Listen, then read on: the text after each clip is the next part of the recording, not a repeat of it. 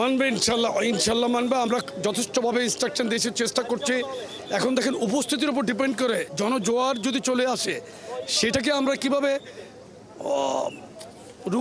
পানির স্রোতকে যেরকম রোকা যায় না, সেরকম জনজোয়ার এলে হয়তো জোয়ারের প্রেশারে হয়তো মানে কোনো রকম বিশৃঙ্খল হবে না আমি আশা করি। মানুষের পরিমাণ অনেক বেশি হলে সেখানে একটু নেতাকর্মীদের মাঝে একটা আবেগও তো আছে। আবেগ, ডেফিনেটলি অনেক আবেগ। আবেগের জায়গা থেকেই তো সবাই আমরা সকাল 7টা থেকে অবস্থান করছি এখানে। ধন্যবাদ। শুনছিলেন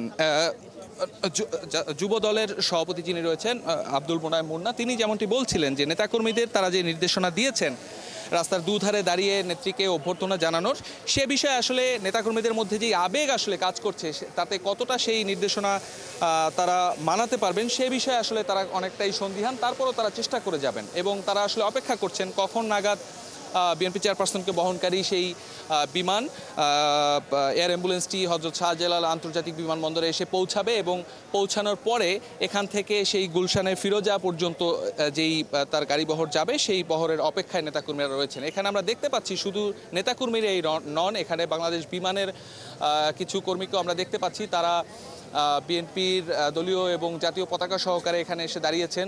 মূলত বেগম জিয়াকে অভ্যর্থনা জানানোই তাদের মূল লক্ষ্য এবং তারা আসলে এখানে অধীর আগ্রহে অপেক্ষা করছেন কখন নাগাদ এসে পৌঁছায়। তো আমরা রয়েছি গুলশানে যেই বিমানবন্দরের সেই হ্যাঙ্গার গেটের সামনে এবং এখানে হ্যাঁ আমরা দেখতে পাচ্ছি এবং নানা রকম প্ল্যাকার্ড নিয়ে এখানে দাঁড়িয়ে আছেন, অপেক্ষা করছেন বিএনপি চেয়ারপারসনের জন্য এবং তারা আনন্দিত যে আসলে তারা অপেক্ষা করছেন অনেকক্ষণ ধরে এবং নিশ্চয়ই আপনার কাছে ফিরবো, শফিকুল আপনার কাছে ফিরবো।